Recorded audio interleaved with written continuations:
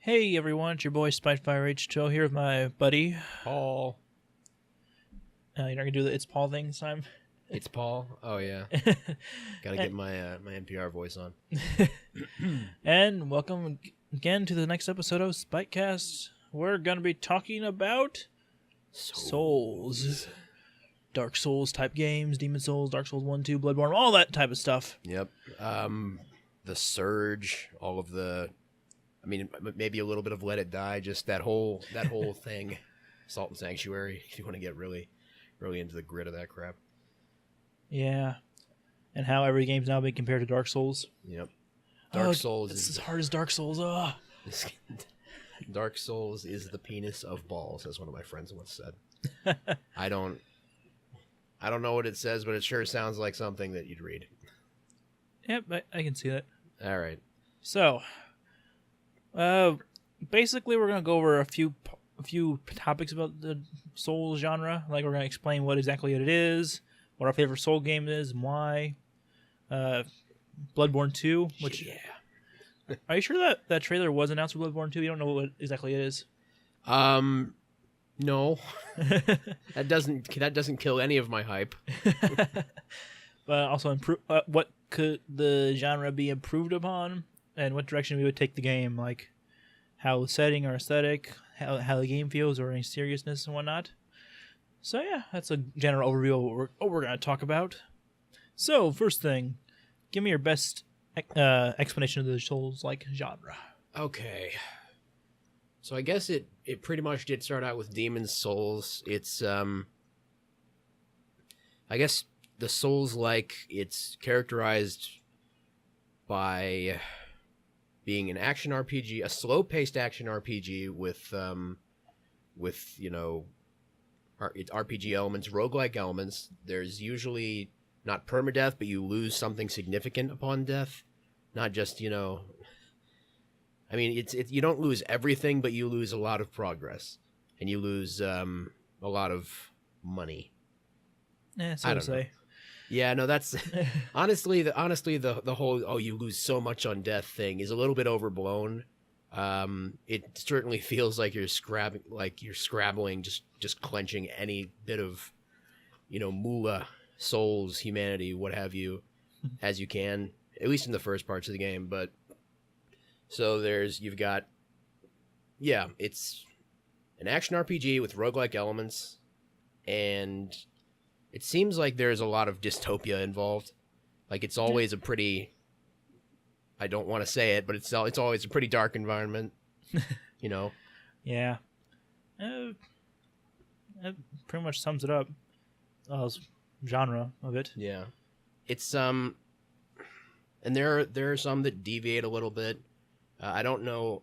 I need to get my hands more on Let It Die, but there are some changes there. I mean, I think you lose like all of your equipment and everything, even in that. I don't know. I've only seen trailers of it, saw a little gameplay of it. Yeah. All I could take from it was that the Grim Reaper has a skateboard. Yeah. No, he's a cool dude. I don't understand. And he calls you senpai. Yeah, I've watched a lot of that game, but I don't understand hardly any of it. It's really off the wall. It's esoteric. Man. Another thing about the more of what the game's about. Obviously, if you don't know what Dark Souls is right now, you've been living on a rock or something. But yeah, I mean, first off, shame on you. But secondly, second, you're basically a chosen undead who has to go do something. Like, at least in the Dark Souls games, Bloodborne's a bit different. But like first Dark Souls game, you had to go ring 2 bells, go either rekindle the first or last flame. What's it called? The first flame. First flame, or let it die and bring about a new age of stuff. Second one? Oh, yeah, go ahead. I don't really remember much of the story of the second one, and that's my favorite one, but I still don't remember much of the story. Well, generally, it has to do with, at least Dark Souls, it has a lot to do with what it means to be human, the cycle of death and rebirth, light and dark, fire and ash. It seems like a lot of them have to do with keeping hold of what little humanity you have left while fighting a lot of horrible stuff. So that seems to be a theme. But yeah, it's It's a very meaty hack and slash game. You can feel a lot of impact and everything. It feels very good to play, but it's not exactly your typical hack and slash like character action game. Very true. And it has a lot of RPG stuff going into it. You know, you have builds and equipment that you can't use if you're, not good enough and crap like that. Basically, you have to get good. You got to get good. But yeah, it's a good time either way. Yeah, and sometimes you rage about it, but it's just a game. You just got to remember that. Yeah. I know it was like almost a million souls, but just got to get over that. Yep. I'm okay. We're all going to be okay. I don't feel hollow at all. Bloodborne's a bit different from the other Souls games, as in it's you're like you're a hunter, and you're joining a hunt pretty much. Yeah. It's and you get guns. Yeah, there are guns. But they're not as effective as you think they were. Yeah, there's still the theme of holding onto your humanity, but it's not exactly. I mean, while it is a Souls game, it's certainly not the same setting. It's pretty wacky as far as those things go. I don't want to spoil anything, but let's just say there's some tentacles involved, and not like the fun kind, not consenticles, like the bad kind. Should I not have said that? That's all right. Even though Bloodborne's been out for what, 5 years maybe? Oh, has it been that long? I don't even. Was it 2012 when it was released? I don't remember when it was released. I have 2012 in my mind, but I'm pretty sure that's wrong. I mean, Dark Souls was released, what, 20 years ago? At least? Well, it's 2015, actually. So 3 years okay. For Bloodborne. Dark Souls was... Turn of the century? I don't know. 2011, I believe. Yeah, 2011. Yeah. So yeah, it's been a good long time here, and then Demon Souls is 2009. That's a bit far back. It seems like there has been some streamlining since then, but at least okay. Mostly when I say that, I'm just referring to upgrade paths and the fact that Demon Souls had more of like a hub world connected to various distinct levels rather than a more open world feel. But it seems like there's been some streamlining in the design. Not sure how I feel about that, honestly, but I'm okay with it. Yeah. So, give me your favorite Souls game and why. Oh, boy. Yeah, I think it's just gonna have to be. One. One? It's I mean, it is the one that pretty much everyone knows about. It's in the damn title. It's Dark Souls. It's Dark Souls. It's become a part of the public lexicon as far as video games go. It's dark and it has souls in it. Yeah. We're not talking about the crypt. Yeah. No, I think that it's the best IP. It has like the most iconic stuff. It's got some incredible boss fights. Not entirely aware of the lore of Demon Souls, even though I put my hands on it a little bit. He's a hands-on type of guy. Yeah. Kinetic. But the whole cycle of rebirth thing and the keeping your humanity, that was mostly, it seems like that it came into full effect in Dark Souls 1, and they've tried to subvert it and play with it a little bit, but that fantastic theme really only came into being in Dark Souls. I mean, as far as this series or genre or whatever has gone. So yeah, it's the first, maybe not the smoothest, but the first and one of the greatest, definitely. And I know that there aren't so many to talk about right now when I say the greatest, but it is still the best one, closest to my heart at least. Good stuff. All right, I can see that. Mine would have to be Dark Souls 2. Why is that?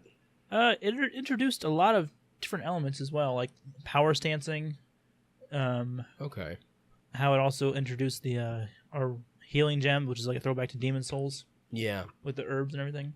No, the real, like the the actual real dual wielding was pretty damn fun. I won't. Yeah. And also, I got beat by a guy with soup ladles. Oh yeah. No, can't forget the ladle. Yeah, and he was wearing a chef hat too, so that sticks out of my mind. Oh boy. Yeah. No. In some ways, Dark Souls 2 does feel kind of like fan fiction to the Souls series, but it, in its own way, adds a whole lot of good stuff. It's got power stancing. It's got some of its own iconic stuff. What's his name? Vendrick? The king? I don't remember. Vendrick is. I haven't played it in a couple years now. Okay. Vendrick is in the lore, he's one of the kings. He's like the last big king before like a very long period of stagnancy or stagnation. There we are. Words. But you figure out like later on that he tried to the whole cycle of death and rebirth in Dark Souls 1, he tried to put that on hold, basically. It's not a huge spoiler, but just like he tried to just keep things in one way for as long as he could. Just, keep things nice and safe and have not as much change. And, the guy didn't like change. But it didn't actually end as well as he may have liked. Yeah, in stagnation, there's death as well as in change. So it's, and I mean that whole really when I say Vendrick is so iconic, it's not because of that. It's mostly just because of the boss battle, because he's a giant naked dude with an enormous sword. Oh yeah, he also has a sword too. Yeah. No, it's wink wink. Oh yeah. Wouldn't that be a spear? Never mind. There's a lot of while it does kind of feel like fan fiction, there's a lot of stuff that is pretty damn cool on its own. Yeah. It's had the most fun in it. Yeah. I mean, Dark Souls 3 was all right, but after playing Dark Souls 1 and 2, it's like, okay, I'm prepared for this. I know what to do now. I do feel like well, at least it's been said to me a couple times that Dark Souls 2, especially Scholar of the First Sin, for a while had the most active player base and a whole lot of just, content. Yeah, I really needed to go back and play all the DLCs. Like, even in Dark Souls 1, I still haven't done all the bosses yet. I still haven't fought, I haven't gone to Ashen Lake yet. Oh, yeah. Yeah, because I didn't know about it. And I remember you yelled at me for it. It's like, you never went there? Oh, well, it's just because that is really cool, being able to like, holy shit, there's another area back here. But no, yeah. Ashen Lake is an experience. Like it's a relatively small area, but it adds a whole lot of lore. Strangely enough, like it's a place that is distinctly alien to the rest of the game in a really cool way. I think you'd get a kick out of it. I'm not gonna say any more now for your sake, but it's a barrel fun. I'll get there eventually. Eventually. It'll happen. Yeah, I'm currently replaying Dark Souls 1 anyway, so yeah. Yeah. Well, good luck. Oh yeah, speaking of Dark Souls 1, on the PC, if your controller doesn't work, it's so awkward. I wouldn't I wouldn't wish that on a lot of people. Dark Souls 1 on keyboard. Yeah. Keep Dark Souls 1 on the keyboard at 60 FPS. That is a fun time. I told you about the 60 FPS crap where if you slide down a ladder, you occasionally fall through the floor and die.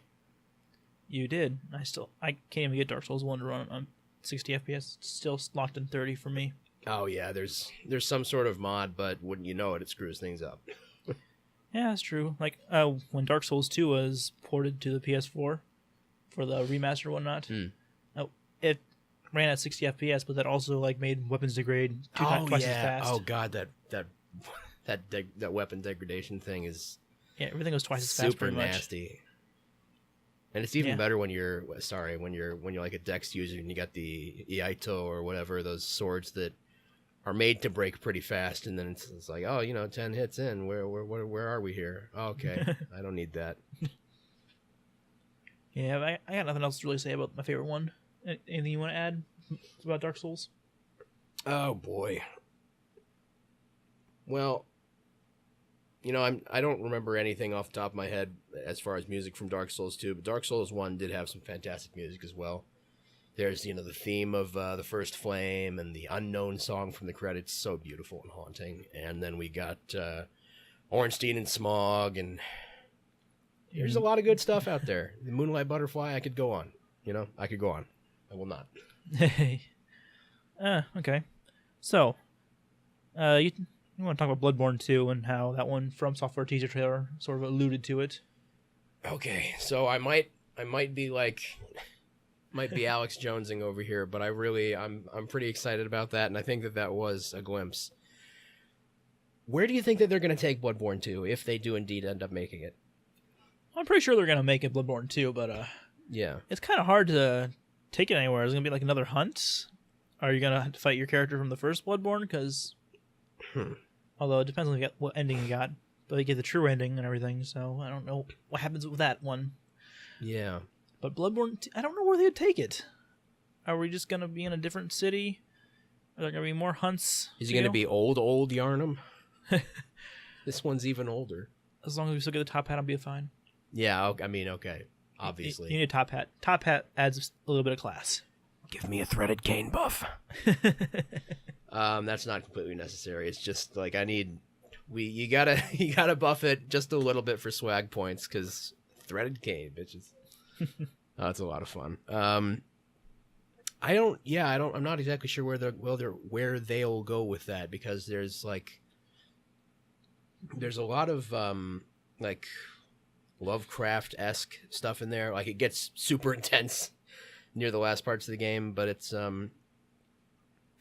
there's a lot of ways that you can go about doing a sequel to that. I think that there's going to be a lot more, well, not a lot more, but I think there's going to be more in like the Magiscience department, because I'm not sure exactly how this is going to go, but it seems like unless the forbidden knowledge and the madman's insight, all of that, pretty much all of the bad supernatural shit in that, I don't know what era it is, but if any of that stuff gets more common, it seems like Magiscience will be more of a thing. We might be doing more clockwork steampunk kind of stuff, because it went sort of towards that. We had Gatling guns and flamethrowers and all kinds of crazy stuff.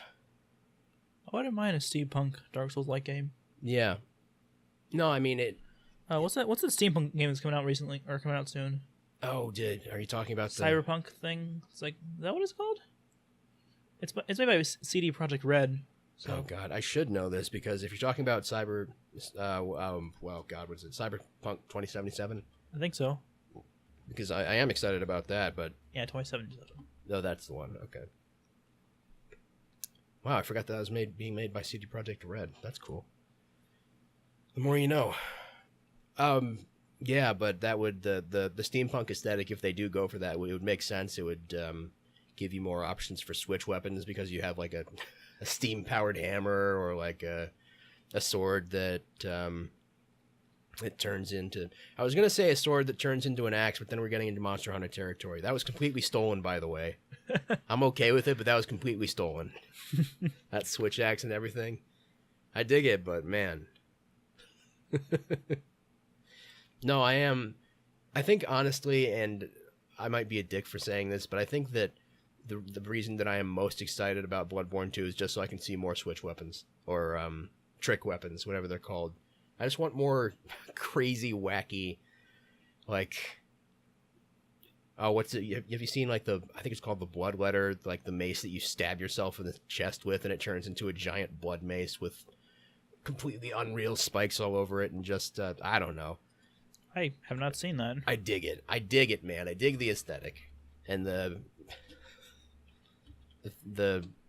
just like the things that don't make sense within the weapons department. We need more anime shit, more crazy anime shit. They went a little bit harder with that on Dark Souls 3 when they started doing weapon arts and just, giving you generally more cool stuff to do. But that's a weapon I never actually saw in Bloodborne. Yeah, I don't. I never played that much of it. I only got my hands on it once or twice, so I don't know about how you actually get most of these things. Yeah, I always went with the saw cleaver or the sword, the original great sword. Oh yeah, that one's fun. Did you see the whirligig saw? I don't think I did. Okay, that one's another fun one. It's just like it's just a big, like, strangely animated saw Oh yeah, that one. on the end of a stick. Oh yeah, I know what you're talking about. Yeah. I just love it. Just give me these crazy off the wall anime weapons, and I will be happy, even if the game isn't stellar. Like It's gonna be stellar. I will admit that. But yeah, is it? You know, that reminds me. Miyazaki. I forget the guy's name. I think it's Hayao Miyazaki. I could be wrong there, but the director of the Dark Souls games, at least 1 and 3, he wasn't really involved in 2, much to his chagrin. I'm pretty sure that he said that he wanted to be done with Dark Souls because he's a guy who likes finishing a project, not dwelling on it, and getting right on to the next thing. So I really wonder if he's going to be involved in Bloodborne 2. And if so, where he'd go with it, because I mean, it's a man of vision. He came up with Demon Souls, Dark Souls, and Bloodborne, at least, you know, those 3, and then I guess they forced him back on for Dark Souls 3, but I think that was mostly so that he could have his say and just put a cork in that baby. Yeah. Because while I do love the Dark Souls series, I mean Dark Souls in particular, I don't want to see it get turned into like you know, a series of games. I don't want to see it get MCU'd and lose its uniqueness, you know? Yeah, I understand what you're talking about. Too much content from one source. It's just, you know, you start to languish and get lazy, and suddenly you have Metal Gear Survive. I think I want to play that beta, by the way. I just want to see it. I want to put my hands on it. I kind of want to play it but I don't want it to be it's called Metal Gear Survive. Yeah. Okay. Like yeah. as a survival game on its own, because like, apparently you have to actually get food, you have to get water, you have a limited stamina on that. So it'd be fun as a survival game on its own. Like on the Fox engine, it'd probably look good. Yeah, I mean the Fox engine, it's a robust engine from what I understand. Isn't there like an Easter egg where the game starts to tear itself asunder and then fixes itself, and somebody says, "Thanks, Fox engine." I could be making that up, but I know I've heard of something like that. Yeah, I haven't heard of that, so I don't know. Well, you know, oh God, what's his name? You know, Kojima Easter eggs. They're crazy. I know that. So I wouldn't obviously put it past him. Oh, that fish and mailed thing. Yeah. Metal Gear Solid 2. And it wasn't really an Easter egg, but it was just the way he likes messing with the players. Yeah, and I was never really fooled by it or anything like that, but I always loved during the first Psycho Mantis fight when you get a blue screen and it says Hideo in the top right corner. That's great. Yeah. Yeah, it's good. Good Easter eggs, good messing with the players, still fun. Mm-hmm. Okay, so anything else you want to say on the topic of Bloodborne 2? I want more tentacles. No, I don't know. I stand tentative, but I'm actually pretty wholeheartedly excited about Bloodborne 2. I want to see where it goes, and I'm not too worried about it. So, you know, there's my feelings. I want it to be announced officially. Yeah, that would be nice. That would be a cool thing to know that it's actually real. And not some other random From Software game. Yeah, no, it's Born Blood. I don't know. It's Born Blood. I mean, when I saw the teaser, I was like, that's gotta be Bloodborne 2. So I agree. Yeah, it's gotta be it.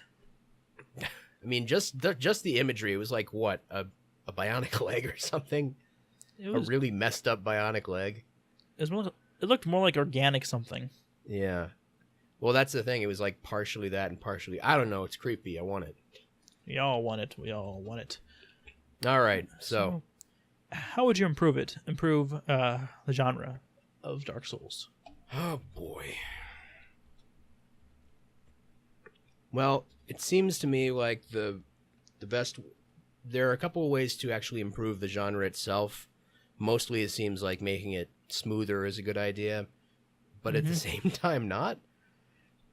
Because I do understand that Dark Souls 3 plays really well. Like it, from what I understand, that can't be argued with. Yep. But at the same time, when you go back to, like, being able to do a whole bunch of cool stuff is nice. When you go back to having some limitations and the somewhat clunkiness of Dark Souls 1, it has this unique charm to it. I'm not sure if it's something that that the community really wants as a whole, but so I'm a little bit on the rail about that. But I will say that keeping the combat fairly basic, but then building off of that is something that needs to, like, you can't get like crazy Bayonetta stuff going at the basic level, because every single time. on the one hand, you do want to be able to do crazy anime shit and, strike the earth, pierce the heavens with your drill by the end of the game. But if you're doing that at the very beginning of the game, in a game which is, an RPG, you're just going to end up having a whole bunch of really cool yet extremely flaccid moves against, these... I'm sorry for using that word, by the way. It's all right. I don't care. It's going to be, it's going to lose... The actual really cool stuff is going to lose its novelty pretty quick. And, unless you somehow manage to top yourself every single time, like Wonderful 101, where you end up, being a robot the size of the Earth, fighting another robot the size of the Earth. That's another thing, by the way. Souls Mecha. That should happen. Unless you get up to that, I feel like not much of a change needs to be done to the combat system, but that's just my opinion. Well, what would you do? How would I improve an awesome game series? It's always a question. Yeah. No, I know. Lesser bonfires. Less bonfires. Make it more hard to play.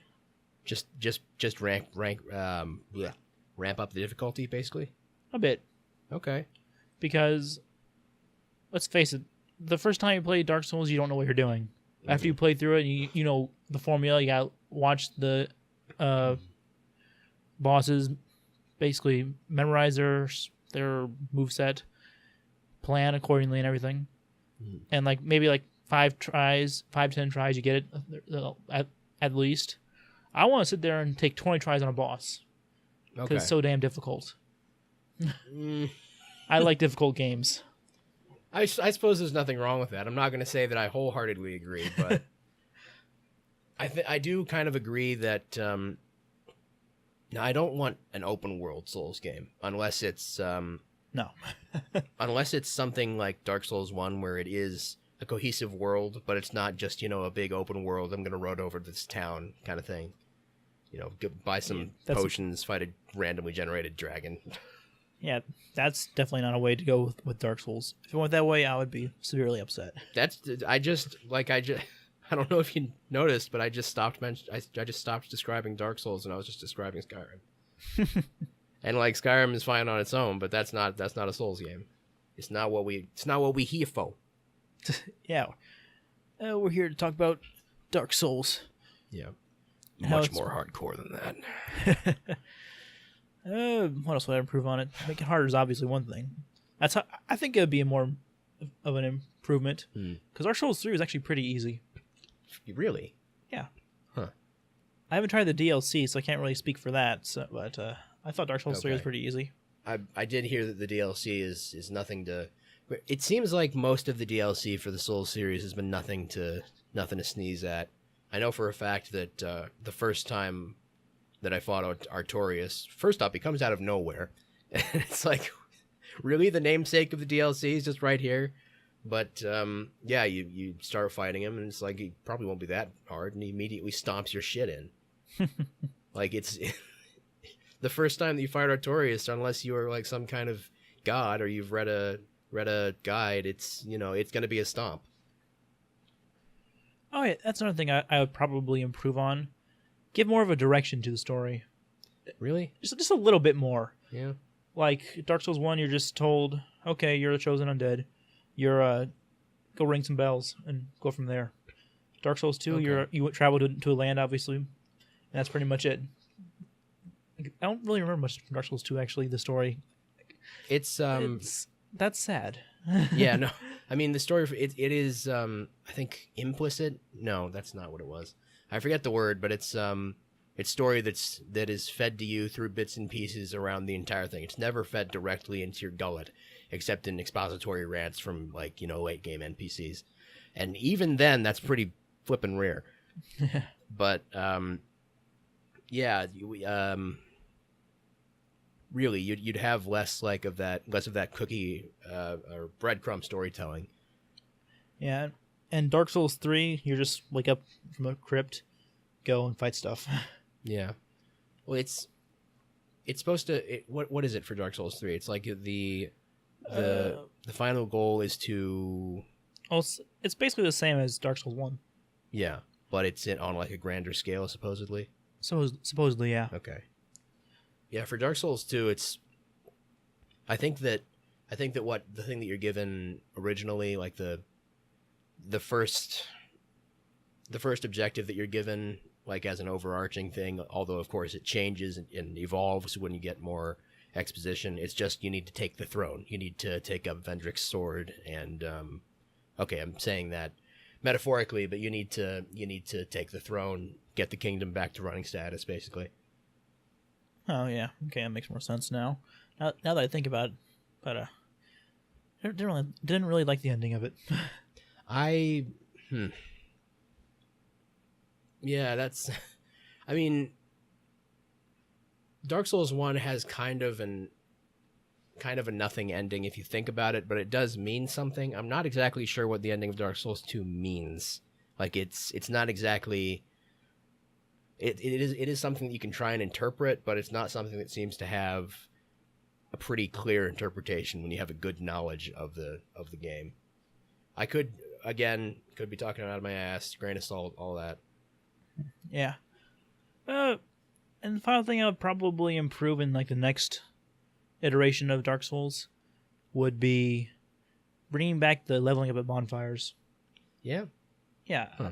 I like the option of being like, okay, I can't fight this boss, so I should go farm a bit, come back to this bonfire, level up, then go straight to the boss. You would have more farming. Maybe. I mean, that's not a bad thing. Like when I say you would have more farming in a video game that's not Animal Crossing, no. It's like I do get that, and there is an appeal to it sometimes. It's just it's not what I was expecting is all. Well, but I put it into perspective. Like I run through an area, I get my shit handed to me again, go back and maybe feel like I want to get some souls, go level up, then go back through level again or the area. Okay. Like basically be able to level up something you need right then and there without having to travel all the way back to the Firelink Shrine in Dark Souls 3 or the place in Dark Souls 2, the main hub. Okay, I actually have a question to ask you, which is kind of linked into that. Teleporting or no teleporting? Like, what's your? I think it would go back to like Dark Souls 2 or Dark Souls in terms of that. Dark Souls 1, where it's where you get it late game and you can only teleport to certain bonfires. Yeah. I know that backtracking is a pain in the butt for a lot of people, but I really love, even when you're a pretty cool guy, it's like, no, I need to get over there for something, so you just have to hoof your ass over there, fight a whole bunch of dudes that may or may not even be challenging anymore. But it gives you a sense of the scale and makes you feel more attuned with the landscape, the world. No pun intended. And just I will say that Majula's theme is maybe a little bit better than the Dark Souls 1 Firelink Shrine theme, but you cannot beat Firelink Shrine in terms of comfiness. Yeah. So yeah, that like actually running all that way, teleporting is fine, but when you actually run all the way, but then you get back to Firelink Shrine and the music kicks in, and it's like, oh yeah, I just want to sit down, just take a load off. It's good stuff. Yeah. I'm probably gonna be the unpopular opinion in this podcast this time. That's fine. This guy wants to make Dark Souls harder. Less bonfires? What's wrong with him?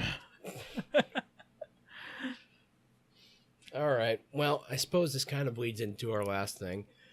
If you had more of a handle on the industry, maybe you could even make yourself a game, direct some stuff. What direction would you take this genre, the Souls genre?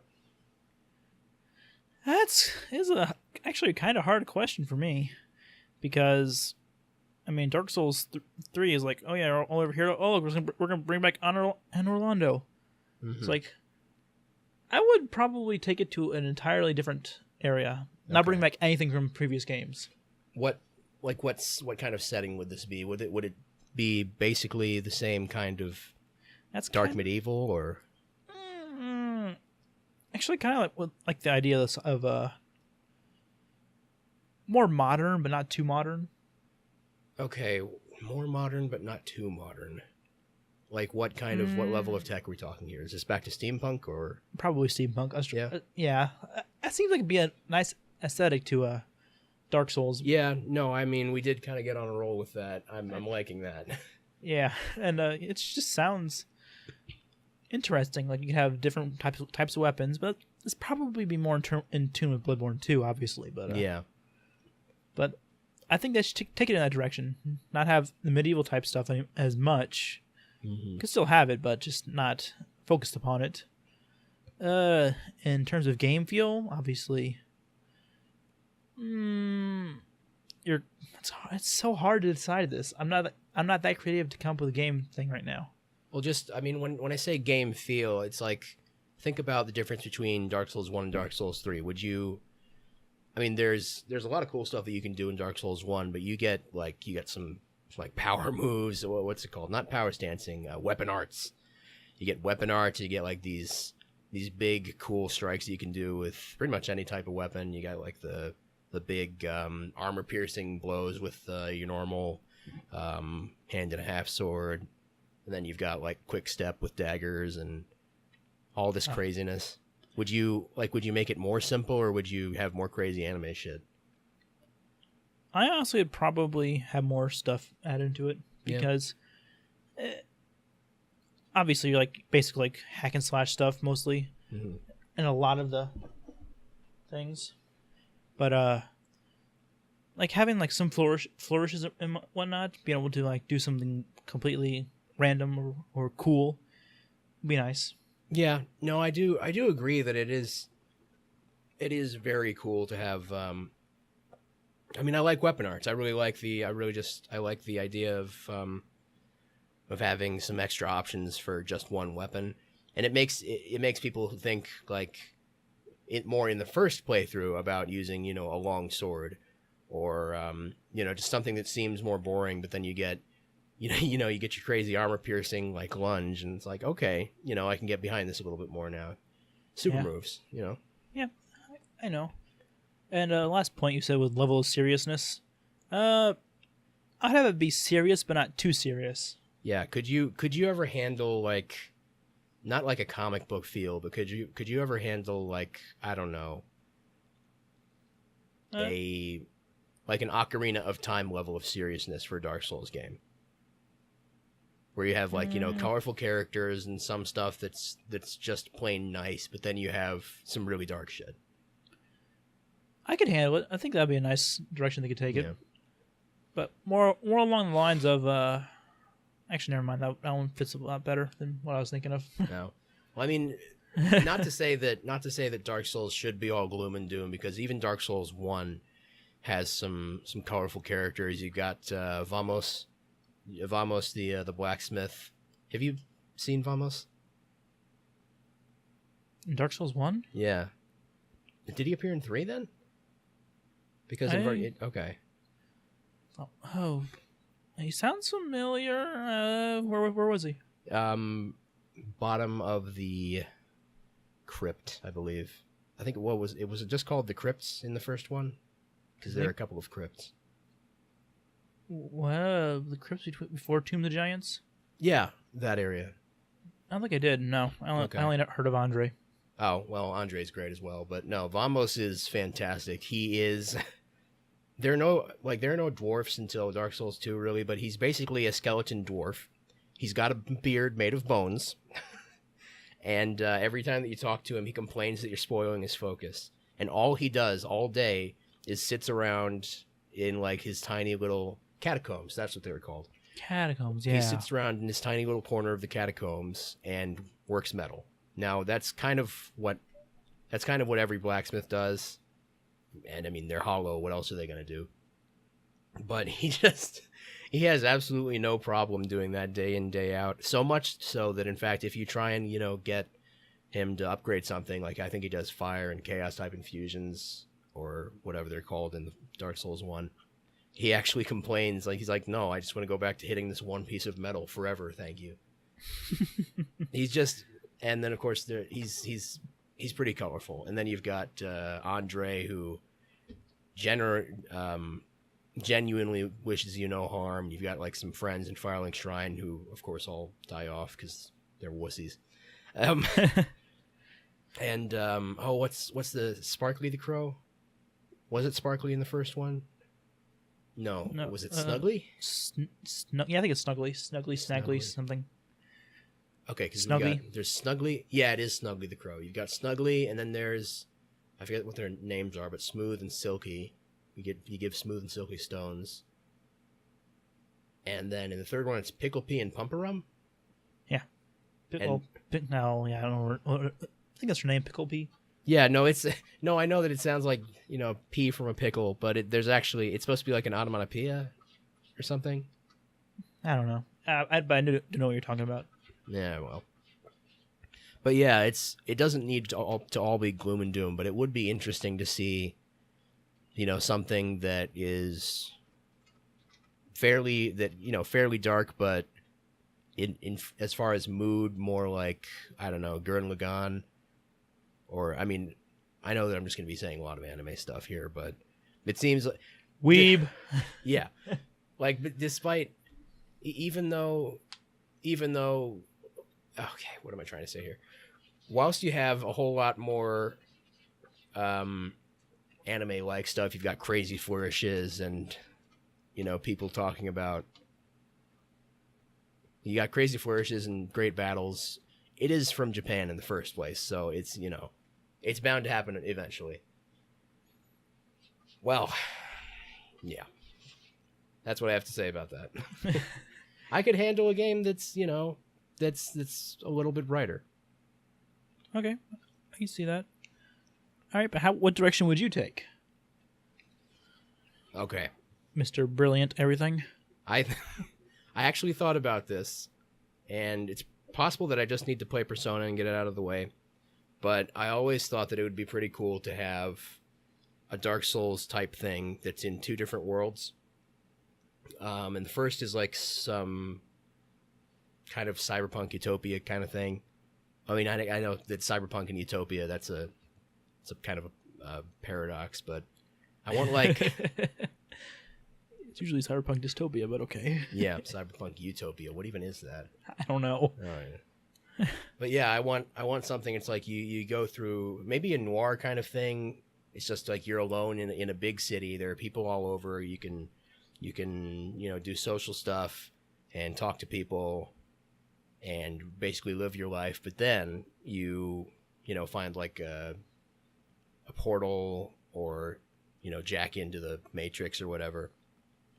And then you have Souls-like combat. I always thought that, I don't know why, and it's quite possible that that's already present in other games in different, not in exactly a Souls-like way, but I really like that kind of dual life thing with Souls on one hand and then just living in a city on the other. I could really get into that. It kind of sounds like the Devil May Cry reboot. Oh, yeah? Well, I don't want that, so... At least in terms of like you get pulled into a different world to fight demons and everything. Yeah. No, I mean it does sound extremely played out, but I want that, but with an actual Dark Souls theme. And it could possibly be not even demons. It could just be like you jack into the Matrix and start like fighting programs in like a Souls style sort of clash, or it could even be a mix of the two. You could fight cyber demons. I don't know. I got all these ideas floating around. They're going to come out, and most of them are going to sound like crap. Just get used to it. It's me. I got so much rhythm. He's got rhythm, you know. Anything else you can think of to talk about Dark Souls at all? You know, I did have one special thing that I wanted to talk about, and that's I'm just gonna throw you under the bus one more time. Just one more. Is that okay? Okay, I guess. Fight Ornstein and Smog, you bastard. Me fight Ornstein? Like what do you mean? Have you said that you hadn't, right? Not yet? I fought them. What the fuck was I talking to then? Oh. I don't know. I fought them all. Yeah, okay, so I threw myself under the bus. Whoops. Critical failure. Which one did you defeat first? The first time, I think I went through Ornstein first, and then went on to Smog. It is easier that way, honestly, but I like having the Leo ring. Or, no, it's not the Leo ring that you get. I just like having all of the... I like Ornstein's equipment more, but also I like... I like being able to not have to fight Super Ornstein during New Game Plus, because that's not fun. that's no good. Like even fighting Super Smog, that big fat. Did you know that he's not fat actually? It is entirely the armor.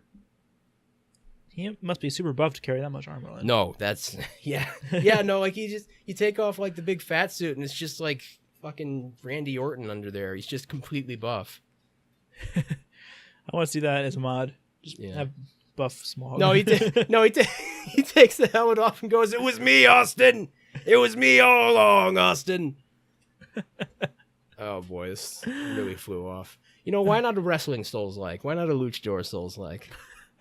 That could be done, right? Maybe. I mean, we already did Guacamelee with like that was a Metroidvania where you're a luchador and you die and then you can like travel back between worlds, and good game. Me, I think I had to go through the Ornstein, then Smog. Yeah. I've tried. I can't fight Super Ornstein. The thing that you need to realize when you fight Super Ornstein is that dodging does nothing. I mean, no, blocking does nothing. Like that is a dodge only fight. It's fun. Oh yeah, speaking of difficulty, Dark Souls 1's New Game Plus is a lot more difficult than 2 and 3's. Really? Yes. Why is that? I don't know. It just feels like it's a lot more difficult. Like the what's his name? What demon is it? The one before you can actually go to the bottom of the Undead Berg. Oh yeah, like Capra Demon. Yeah, Capra Demon. He is a lot more difficult on New Game Plus than. He's just a shit. I know, but still, he's not even that hard. It's the tiny alley that you get jumped in when you fight him.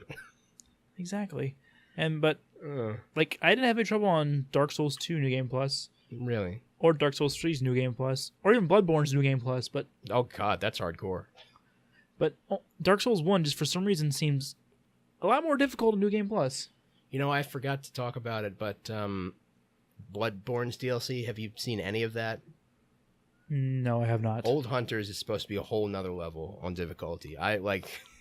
You look at Orphan of Kos, and I want to put down the controller. Like it takes a little bit for me to see a game that I want to play and then see another part of the game, and it's like I don't want to play this anymore. It's too hardcore. Guy's just fucking scary, man. Oh yeah, a little fun fact about Ornstein and Small. I don't know if you knew this, but you can't kill them both at the same time. Oh yeah, because like the programming won't let you. Oh really? Yeah, it'll choose whoever got hit first. and Okay. as the one who got defeated first. So even if you kill him at the exact same time, whoever you have first in that sweep will be the one who will be considered killed first. So yeah. Even though Dark Souls 1 was super buggy, there's a really unexpected amount of polish in those games, especially Dark Souls 1. Another fun fact, if you'll let me, did you Keep on throwing the fun facts? I love fun facts. did you know, like, when you look over... Did you know? Did you know? At Firelink Shrine, when you look over into Lordran, what used to be, like, the Undead Burg and all that, there's, like, a whole other section of the city that you can never go to. That is all modeled. It's not a skybox. Huh. Interesting. That to me is super cool, but also perplexing because having like completely modeled parts of the game that you can't go to is considered really bad game design. Like, it's wasteful because there's all these polygons over here that look beautiful. Well, they actually don't even look that terrible up close, but it's just space that's not used. Maybe it was going to be used at one point. Yeah, maybe. But maybe they got through modeling and they're like, no, we don't want. We're going to scrap that idea. Let's get out of here. There's a whole lot of stuff that was scrapped from Dark Souls 1. A very surprising amount of cut content. There was, at one point, you're actually going to be able to use the those big, like, crazy flaky swords that the Four Kings used. Like the things that don't even look like swords. It looks like a mix between a big piece of broken glass and a leaf. And I mean, I'm not sure why that was scrapped, but when you look at a player character holding it, you can kind of guess why, because it looks ridiculous. Oh, boy. Ooh, I just thought of a direction that Dark Souls could take. More along the lines of, like, Star Wars. Star Wars, huh? Yeah. How would the... Oh, be like a lot more difficult because obviously lightsaber would be like one hit kill almost because it just cuts through everything. Okay. How would the So I'd have to like rework a lot of stuff actually. Yeah. Like rework having to actually guard against stuff certain ways, dodging a lot more. What I'm trying to say here is, like, how would the souls thing fit into that? Would you be like a force ghost, and when you die? Well, I mean like Star Wars-esque, not actually like full on Star Wars. No, I mean I know that's like laser swords pretty much. Yeah. Futuristic, but still a bit primal. Beam katana. I can do it. Yeah. I can deal with it. I mean, in addition to all that, like the stuff that they would have to rework just for hitting something with a lightsaber, you could also do the deflection shots and like block blaster stuff. That could go for some interesting PvP stuff. It'd be like Jedi Academy all over. Oh boy.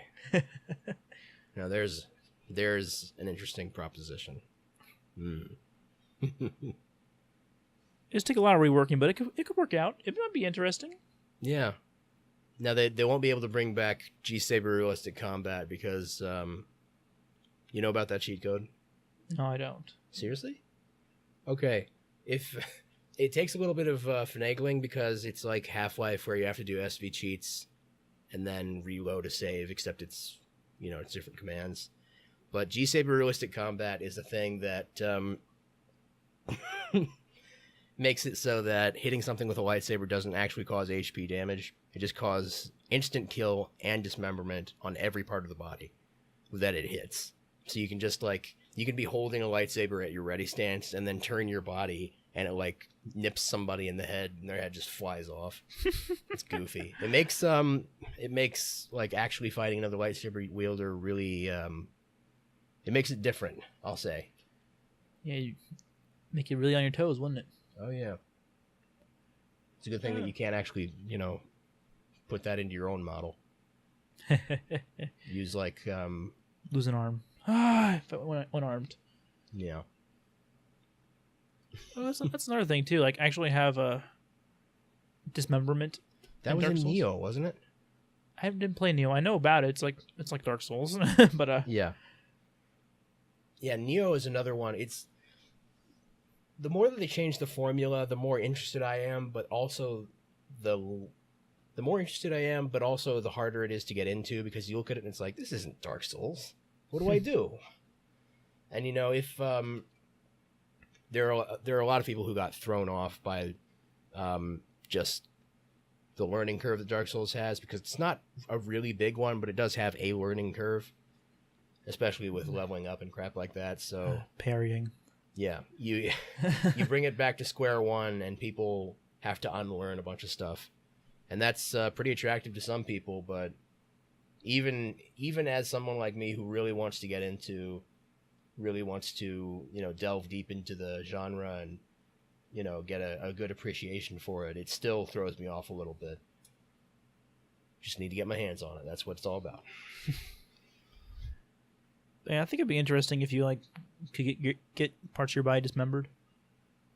Oh yeah, no, they have. Oh, what was it called? There was some shooter that was like that. That wasn't good. Never Dead. Doesn't sound familiar.